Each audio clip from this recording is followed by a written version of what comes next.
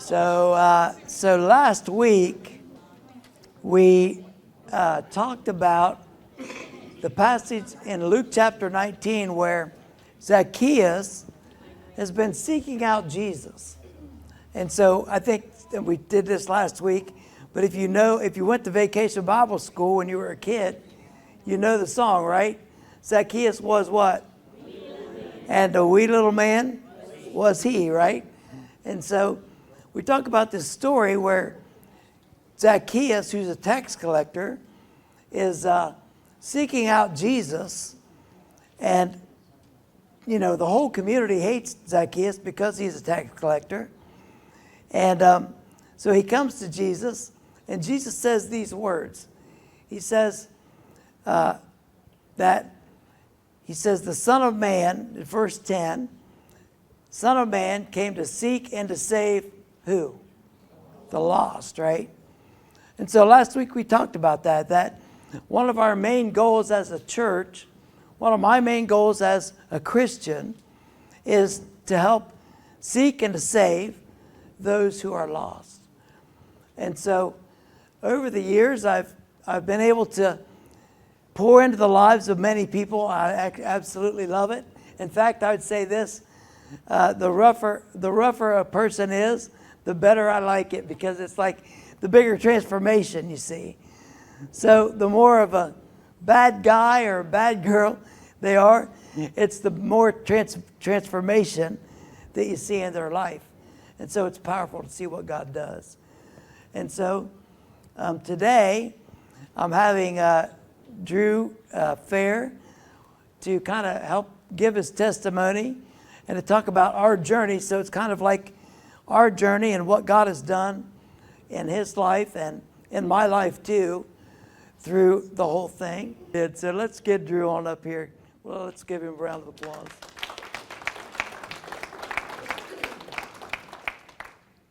Now, just from the video, you can tell Drew's a different guy than he was a few years ago. He's kind of a health nut. If you want any advice on 3 things, I can tell you right now, this is the guy to talk to about your physical health, working out, your finances. I mean, Drew lives on what, $30 an hour, $25 an hour? No, like 20 probably. $20 an hour, and he drives a new car, and he's has a place to live, and does really well.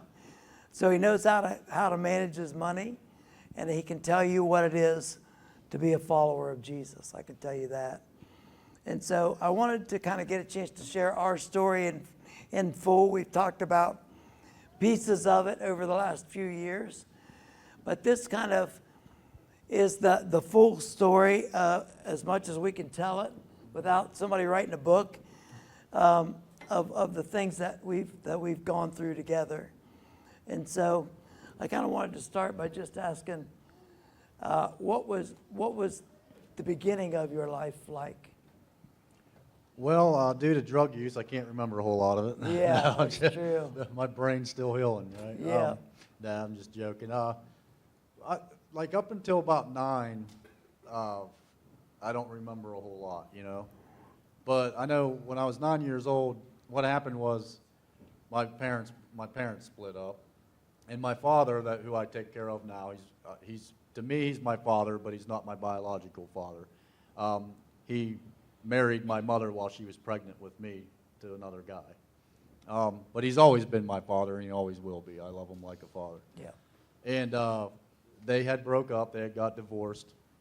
And my real mother, she ended up getting with a very abusive man. And I had a brother and a sister, and he was very abusive, And I can't remember everything that led up to the one day, but when I was 9, my mother said, well, if you want to live with your dad so much, here you go. And she just put me in the car and dropped me off at his house with nothing. No coat, no clothes, no nothing. She just took me to his house and dropped me off. And didn't you say it was winter time? Yeah, I think it was right around Christmas Somebody time. was at work or something? Yeah, there wasn't anyone there. It was just me. She just dropped me off. Nobody was there. My dad was working. My stepmother was working. So shortly after, my brother and sister followed.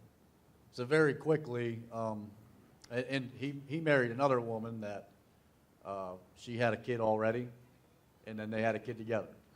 So very quickly, we became a family of 7, Yeah. and I was the oldest of 5 kids.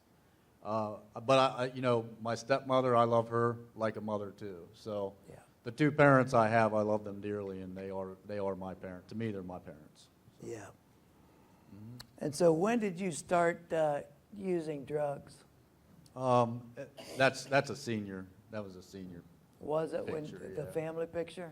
Yeah, Brian told me to get some pictures together, and I don't keep track of pictures. I barely even take pictures. Yeah, yeah. So I flipped through my stepmother's photo album. These are about the only ones I could find. Yeah. But I was around 12. I think I was 12 or 13 in that picture there. I was around 12 when I started using drugs. Okay. Yeah. And so, how did things go at school with, being somewhat, so before you started drugs, how was school? And then after you started drugs, what was school like? So recently I started, and the only reason I can answer this like this is because I've had to talk to kids lately. The job I have now, I go into the schools, I speak with the preteens and things about my story, because I started so young in school. I can kind of relate to the preteens and everything, right? Like all that stuff. So before I was doing very good in school. I'd get good grades. I wanted to be, I remember that thing you do in school, what do you want to be when you grow up, Yeah. I wanted to be a veterinarian. I was on the soccer team. I was even in band for a little bit. I didn't do well at it, but I tried it. So I was engaged in activities, right? I was hanging out with a good crowd of people. But my parents did the best they could with what they had. They had 5 kids. They both worked full-time jobs, and I never really felt like I fit in. In the drug world, I felt like I fit in. Yeah. They didn't care what I wore. I don't know, my personality kind of steered more that way. So I dived in head first in that. But before the drugs, I was very engaged in school. I got good grades. I was engaged in things. And very quickly, I quit all that stuff, and school became nothing but a party. Yeah.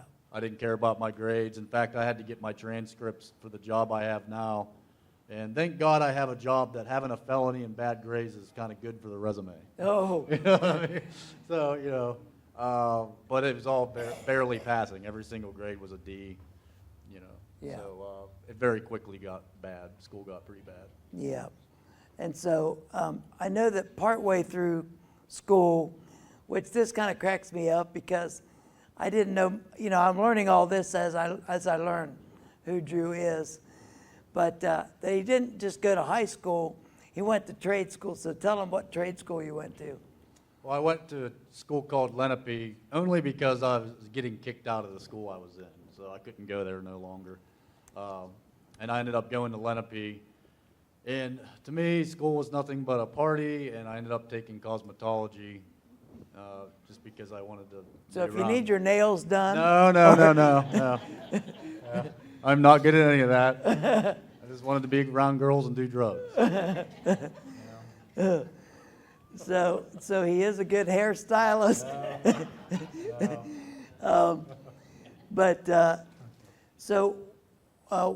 What happened that led you to come to Hebron? So right after high school, which I did graduate, right after high school, I would get a job, lose it, get an apartment, lose it. Lots of jail time, lots of rehabs, So from that time I was 17 to 27, I ended up getting addicted to heroin really bad. So when I was 27, my girlfriend got pregnant. And at the time she got pregnant, I decided I was going to try to quit doing heroin, so I got on methadone maintenance program. That's her right there. That's my son's mother.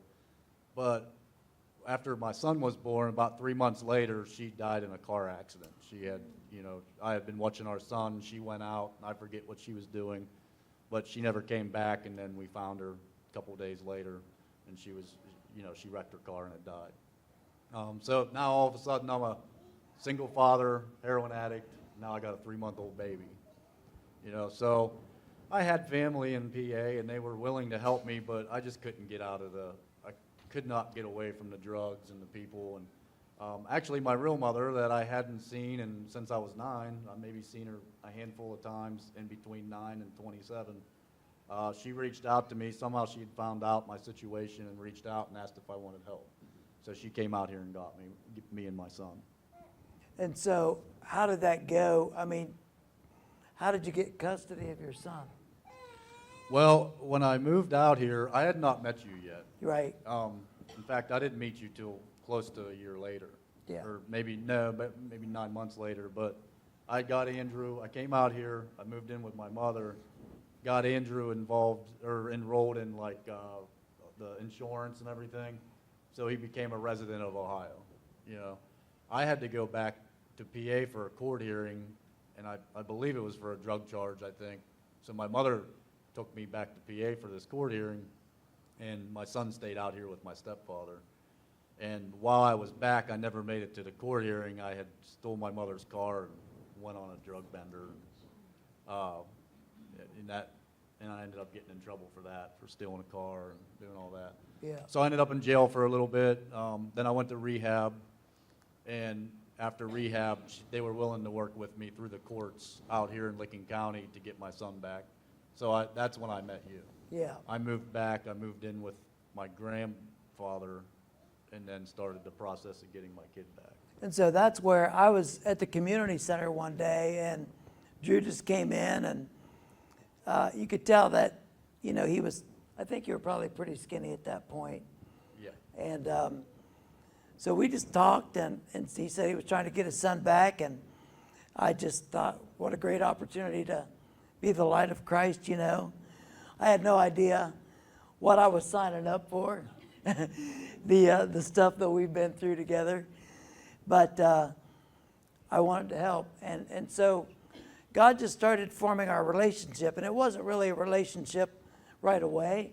It was more like an acquaintance or something.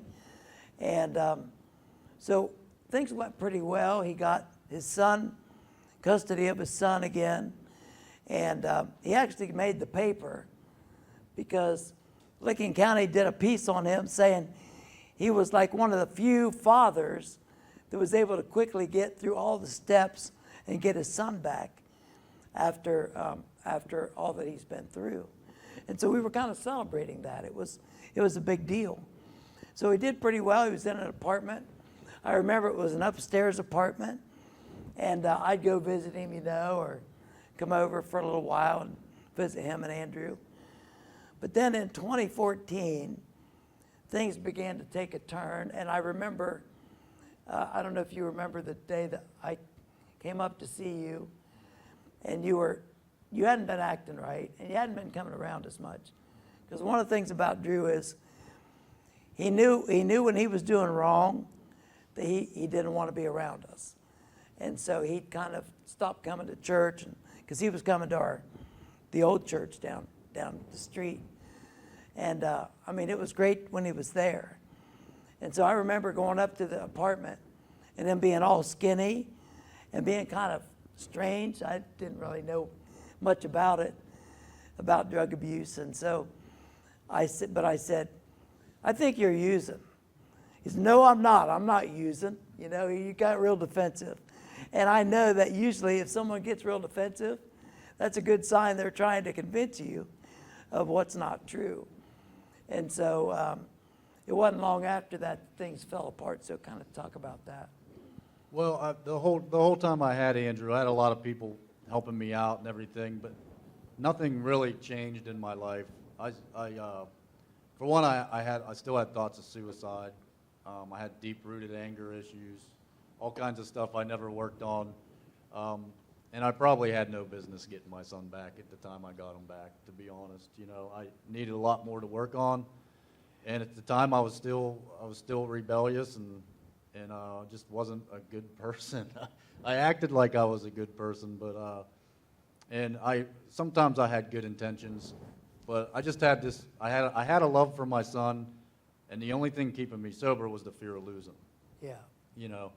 So, but I never changed anything in my heart, my mind, Still had thoughts of, I still wanted to use daily. That never went away.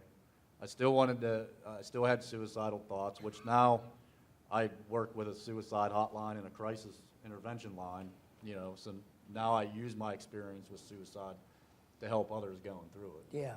But I still had all these thoughts, and it was bad, and eventually I started hanging out with the wrong people again, and I never worked on these things I needed to work on, and then I started dating another woman that was currently in addiction herself, Yeah. and all them things combined, I just started to use again. Yeah. You know? And so your mom finally took some action. Yeah, I had Andrew in a daycare, my son Andrew in a daycare, and sometimes my mother would pick him up, sometimes I would, but it was my turn to pick him up, and when I went to get him, she had filed an emergency custody order, and Job and Family Services were there when I went to pick him up. So instead of complying with Job and Family Services, I had just acted in full rage and anger and took off. And, I went on a drugs, a bender. Yeah. Well, and wasn't that when you got mad and you went back to Pennsylvania? Yes, I ended up back in Pennsylvania. So I left from the daycare and very quickly committed some crimes while I was in Ohio. Had warrants out for my arrest. I'll be specific because we don't want them to think you're like a murderer. I've never committed a crime that was like against hurting anybody physically. So it was theft of a controlled substance. Yeah. I robbed a couple people of their drugs, Yeah. prescriptions. But so I had warrants out for my arrest for that, and I ended up going back to Pennsylvania. And I was out of my mind. I was on meth for, I think, 2 weeks. I hadn't slept. I had a perfectly good running van. When I was in West Virginia getting ready to go into PA, I thought the FBI had bugged it, and I cut it up. Like I cut it and took it apart and cut it up. And somehow from there I ended up scrapping it, getting a bus ticket to Pennsylvania. No, wait. So the way I remember it is that the way I'm sure there's all kinds of... So the way I remember it is you cut your van up to scrap it. So Well, I cut it up because I thought the FBI bugged it. But then when I realized that's even worse. When I realized it was an hallucination, I said, well, now I might as well scrap it so I can get a bus ticket. Right, okay, I gotcha. And so I don't know if you guys know this or not, but when you're on meth, you stay up for days at a time, and you can't, and you just start to get paranoid. Paranoia is a huge side effect of the use of meth. So he's not like this normally. This was a side effect of the drugs. But yeah, it was crazy because he's like, at one point he says, "Can I come back home? I'm in Pennsylvania. I cut up my van and sold it for scrap."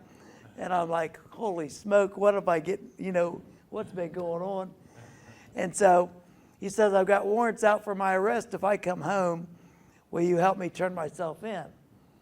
So, when I went to seminary, this is not one of the classes I got on how to turn your friends into the police. But so I said, okay. So he came home, and we jumped in the car, and I took him to, I think he took a bus home. I took you to the police station, and here's what they said. Now I couldn't believe this. I'm thinking they're going to recognize him when he walks in the door or something.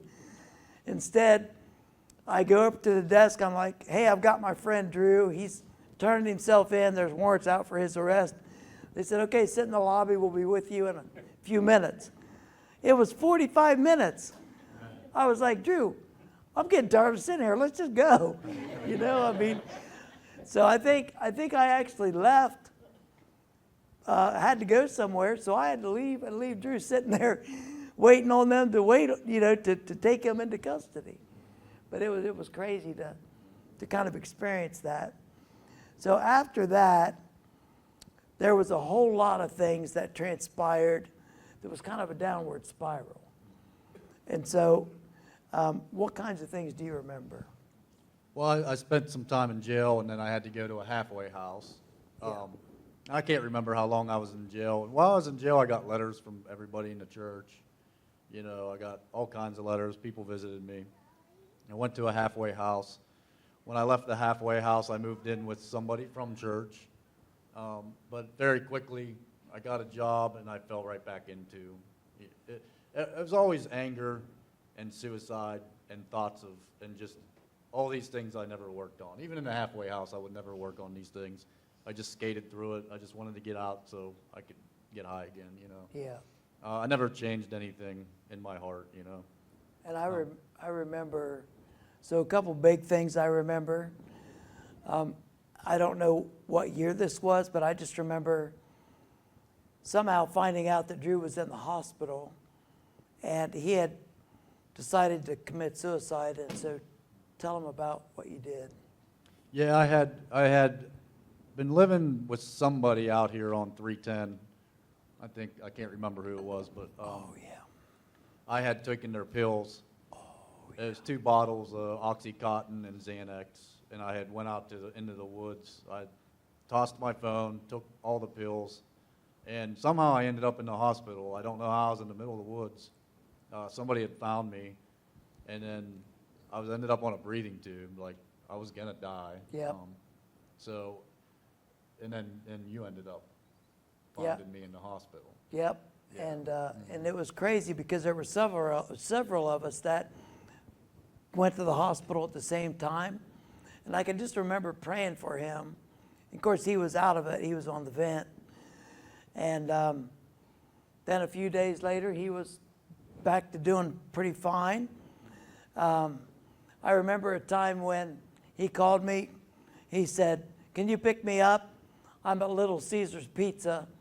I was with this girl overnight, and she stole my car. And so I started laughing. I can remember after we got off the phone, I told Melissa, I said, "You won't believe this one. Some girl just stole Drew's car." And to me, it was like I knew that God was working on him. And so anytime something bad happened to Drew, I kind of liked it, only because I knew that he needed to suffer to realize what was going on in his life. And Drew's not mad at me for that. I mean, he knew it too, but it was just crazy. And so what he told me about at first service that I didn't remember was, what do we do after that to get your car? Well, I got a call a couple days later that it was at another drug house. The car was. Somebody had seen my car. So I called. I didn't have anyone to give me a ride, so I called Brian and said, "Hey, can you give me a ride to get my car? I found it." And it was at a drug house. Yeah, it was at a drug house. And I mean, they were all waiting outside, and I said, "Hey, I'm coming to get my car," and then they didn't do anything. They just stood there while I jumped in my car. They were real nice. Yeah. I'm sure that, so yeah. Josh Martin back here in the sound booth is a good friend of mine. I'm sure if you would have been around that time, you'd have been like, "Do not go to the drug house to get Drew's car." But yeah, so there was all kinds of little things like that. I know there was a time when he was living in his car in the park, just at Canal Park. And I remember he was like, "I'm homeless. I don't have anywhere to go, and I got this cat." And it was Oxford, right? Yeah. And Oxford, the cat, I think we called him the meth cat, because I think he actually got some meth at one point. But he was like, "I don't know what to do." I said, "Well, I'll take your cat, but you got to live in your car." And so we took the cat. He was a great cat. He's still alive. He's still living with somebody else now over in the apartments. But just crazy things like that went on. And so I kept saying, "I want you to go to outreach. You need to go to a drug rehab place." It was a 9-month program. I was like, "You need to just completely unplug from the world." And I said, it's a hard thing to do, because they're a religious program. You're going to get lots of Bible study and things like that. And finally, after all the homelessness, he said, "Yeah, I'll go." So it was like one of the best days of my life. I was like, finally, he's going to go. Well, and you picked me up at another drug house to come take me there. I did? Yeah. I don't remember that either. Yeah, down there at the trailer park. Oh, I do remember that. Yeah. And so, yeah, I wouldn't have been allowed to do that anymore. And so, what were we saying? Going to outreach for the first time. Oh, yeah.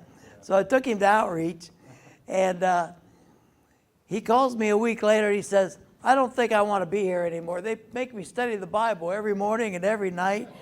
I can't smoke. I can't call anyone. They took my phone, and he's like all upset. I'm like, dude, where are you going to go? You're homeless. He's like, I don't know, but I can't stay here. This is too hard. So I was mad. So I picked him up, and we're in the car, and he's like all happy that he's out of outreach. He says, are we going back to your house to watch a movie and take a nap? I said, no, man, you're going straight to Salvation Army.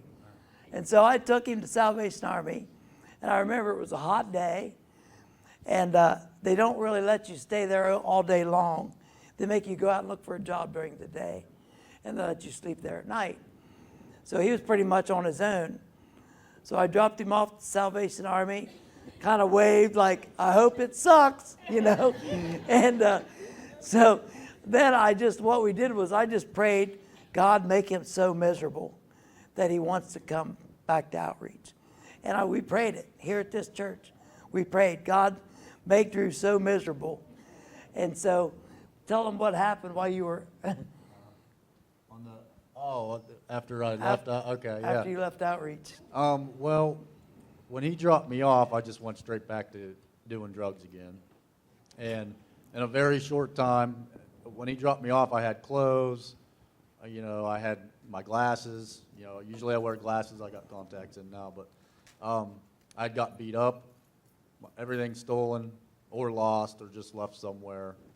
And I ended up with nothing. I was walking around Newark blind, and I'm blind without my glasses. Like, luckily, Brian and I share close to the same prescription, because I ended up getting a ride to the church, and you guys were just getting ready to have church, and I didn't want to come in. I don't think I had gotten a bath in like a week, and I was living on the streets, blind, and had nothing. But I caught you in the parking lot. And you gave me a pair of glasses out of your glove box. Yeah, I had an extra set. Yeah, an extra set, so I was finally able to see. I went down to my friend Lauren's down here, that she used to go to this church, and waited for you to get out of church. Then Brian let me get a shower at his house. And I had been so skinny from the drugs at that point that I got a shower at his house, and then he gave me a pair of clothes. I fit right in them. Yeah. I'm way bigger than Brian. At that time, I wore a size 28 jeans. Yeah, I think I was like 120 pounds when I went to outreach. Yeah. Yeah. And so he finally went back to outreach, and then really started to do good. So that's a picture of some of the guys from outreach on the couch. There's a couple more. There's a picture of the bathrooms at outreach that Kristen Olson and I, for the longest time, for years and years, outreach only had one toilet for phase one, which was 20 guys. And so every morning they had to share a bathroom with 20 guys. So we built in a 3-stall bathroom, and those are all the guys that were there at the time that helped. They were also the same guys around the table that we did Bible study with, maybe once a week at that point, I can't remember. But we had just a great relationship with them, and it really opened up a whole new door of ministry that became almost equal of a love for me as doing church ministry, doing recovery ministry. It was just very, very powerful. And so Drew was there for from 2016, or from like 2015 to 2016, is that right? I was there a total of 3 years. Right. Yeah. But what happened in 2016? In 2016, it was Christmas Eve. I tried to get a hold of my mom to see if I could see my son. I couldn't get a hold of them, couldn't see my son. And although I made it through the program and everything, I still, you know, God was working on my heart and changing my mind around things. But I had no business trying to get a hold of my son. I needed years of recuperating and getting my life together. So I let that fuel my anger and rage. I did have some deep-rooted rage and anger issues that I have worked on, you know, with anger management classes and my relationship with Christ. But I let it take me out. I went back and I relapsed again. But this time, this relapse was different. It only lasted from Christmas Eve to New Year's Eve. Yeah. Yeah. And I remember the guys from Outreach basically called me and said, Drew didn't come home last night. And they were very worried because they knew that, I mean, they had strict rules about when you had to be back. And so I said, well, keep me posted. If you figure out where he's at, let me know. So they called me back about 3 or 4 hours later, said, we found his car. It's at the house that he told us that he's been there before using drugs. It was a trap house. And when I say trap house, I don't know if you guys know much about that world, but we're talking about a house that probably didn't always have utilities or running water. A house that had lots of bugs. So we're talking bed bugs, roaches, all those things. And so the guy said, we found him, so we're going to go try to get him. I said, well, I'm going. So we end up going to the drug house, and it was really crazy because I had my son with us, who was from the military. He was packing a 9mm. Then I had all these guys from Outreach, all of them are big guys. And so they're all out there too. Then I had me and Pastor Critter, who used to be a biker. And so we're out there in the street looking for him. And we see Drew's car coming down the road. And we're like, that's Drew. So we lined the street like the Old West and stopped the car. And it was the drug dealer, it wasn't Drew.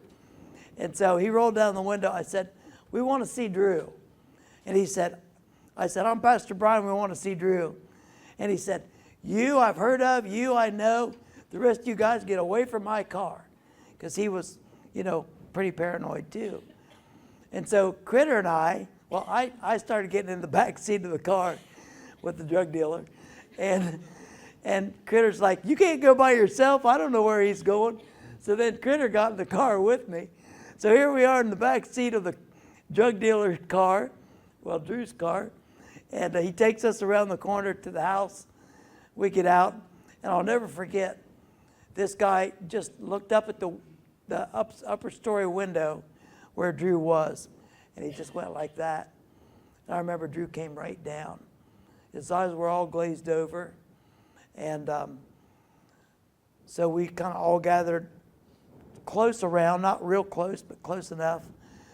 And we just started trying to talk him into coming with us. I'm like, you need to get in the car. I'm done with this. You know, I was pretty mad.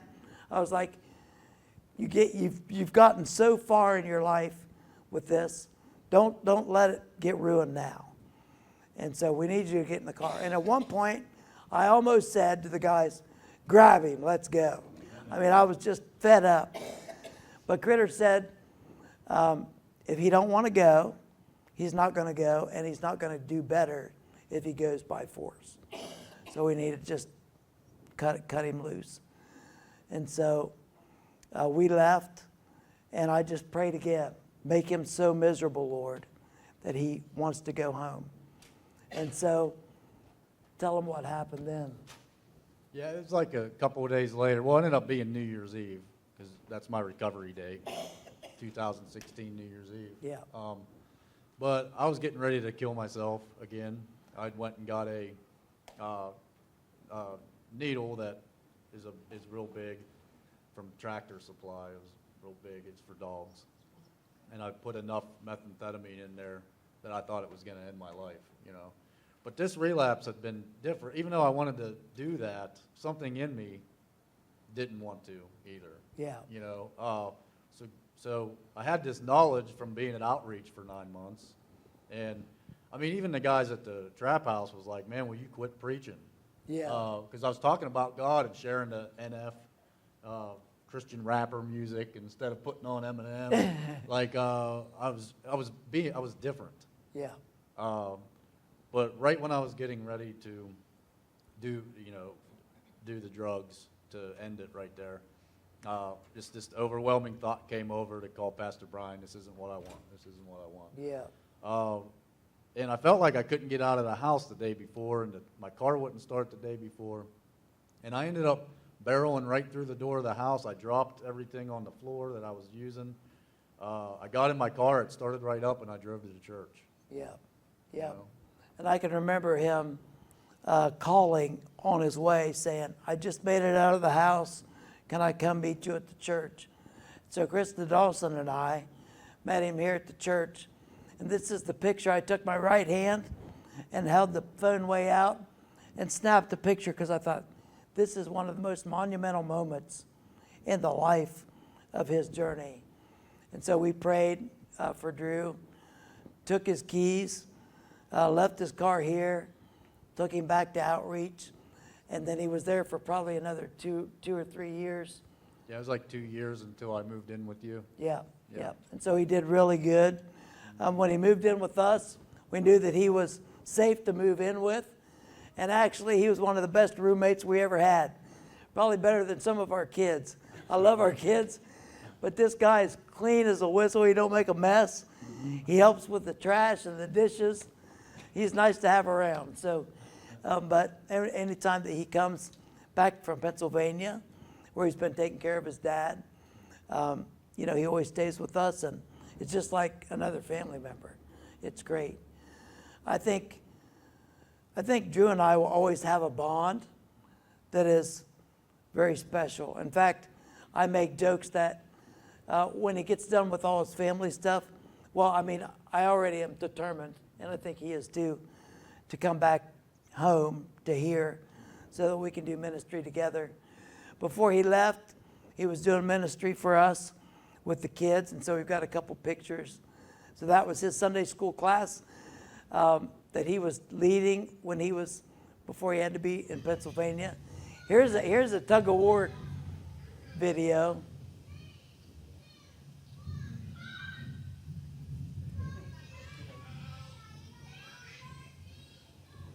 They knew I wouldn't just let them win. But they did all kinds of fun stuff. And then this is a picture of Drew holding our grandchild, Hannah. And Hannah's 5 now. Yeah. And so that's how close Drew's been with our family. Like at Christmas time, he's there. Different times of the year, the holidays, he's just a fixture at our house. He was reading a book to Noah. We had Noah and Hannah over, and they were, swinging in the swings and stuff together. And so it's a different kind of relationship. I mean, we've seen God do amazing things. And so one of the things that we wanted to share was 2 scriptures. One is Romans chapter 12, starting with verse 2. It says, do not conform to the pattern of this world, but be transformed. Everybody say transformed. It says transformed by the renewing of your mind. Then you'll be able to test and approve what God's will is, his good, pleasing, and perfect will. It took a long time, didn't it? From 2010 to 2017 or 2016, when he had his relapse. It took all those years to finally get to the point, and I think it was that moment at the drug house at Christmas time where Drew's vision of what it was to be a Christian and what his old life was like and what his new life was like was side by side right there in that house. He was still preaching the gospel when he was on meth and high to the people in that house. And so his life was beginning to get changed because of the transforming of his mind. And then Ephesians chapter 4, verse 22 says this, you were taught with regard to your former way of life to put off your old self, which is being corrupted by its deceitful desires, and to be made new in the image or in the attitude of your minds, and to put on the new self, created to be like God in true righteousness and holiness. Do you have anything you want to add to that? Well, what impacted me? Yeah.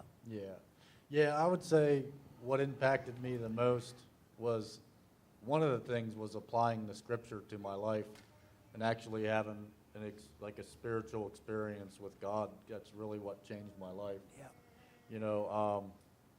Being immersed in God's word for so long at outreach, and really things starting to change.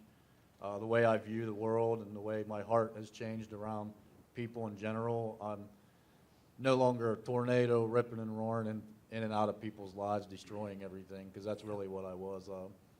I didn't care about people. And I've tried to make as much amends as I can, but really the biggest amends I ever try to make is a living one, and just living my life and helping as many people as I can, especially in the work I do today. Yeah. Yep. Tell them what you do now. Now I work for, I work for three counties, and I work out of one county, but we service three counties, and I'm a certified recovery specialist. So what I do is work with people in, Yeah. So what I do is work with people. Some of them are in active addiction and want, on the line of wanting to get in recovery and not sure. And some of them are in early recovery, and I've been working with people for over a year that's got a year in recovery. Yeah. And just all kinds of different people groups, I go into schools and speak with the prevention staff for preteens and some of the 11th and 12th graders. Yeah. Just sharing my story and what has happened and all the consequences that I've experienced and everything like that. And I work with an intensive supervision treatment team, which is part of a court system for felons. Yeah. Yeah, he's gotten all kinds of certifications. He's one of the top-rated people in his employment. I praise God for Drew, but I praise God that we understand that only God, only Jesus can change a life. Only Jesus. Well, and I think one of the biggest things, too, and I don't want to not mention this, is all the relationships, like with Krista Dawson and you and Melissa and the Wells and Tim Phillips and everybody, and I had prayer warriors like Kelly. Tammy and Kelly and Yeah. Joyce that used to do the piano here. Like, I had tons of people praying for me and showing me what relationships really look like. Yeah. Yeah. What a marriage looks like, what a family looks like. So I had a lot of people showing me things that I've never really seen before. Yeah. Powerful stuff. Well, thank you so much. I love you. Love you too. So let's get ready to sing our closing song. No. He came down and I'm like, dude, you're wearing the same shirt as me. We have similar tastes.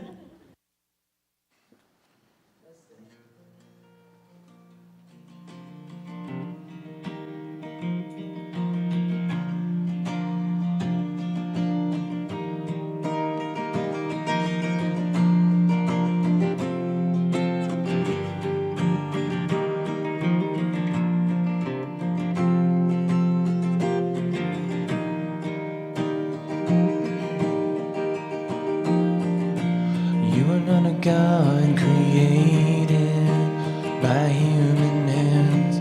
You are not a God dependent on any mortal man. You are not a God in need of anything we can give by your plan. That's just the way it is.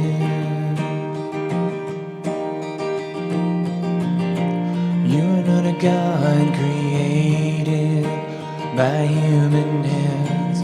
You are not a God dependent on any mortal man. You are not a God in need of anything we can give by your plan. It's just the way it is. And you are God alone when before time began. You are on your throne. You are God alone, and right now, in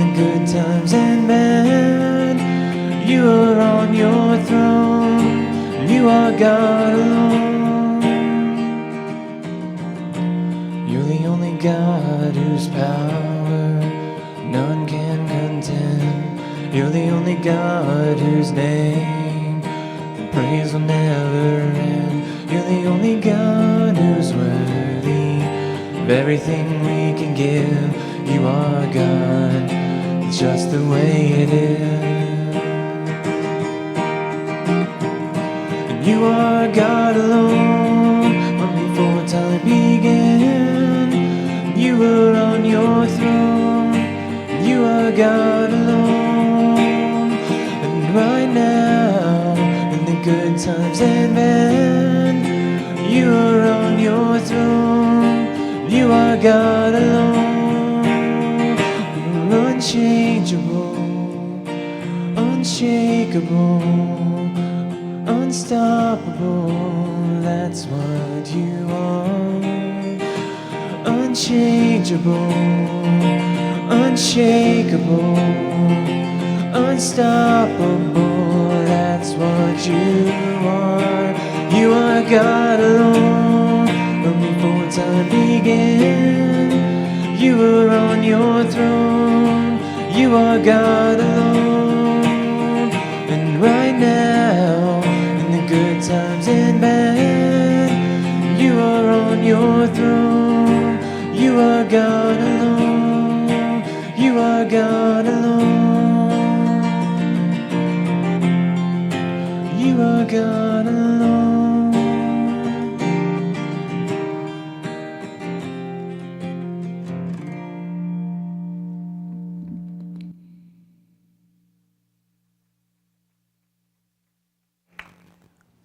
Wouldn't it be awesome if every one of us were willing to help someone else very slowly over time to bring them to a knowledge of Christ?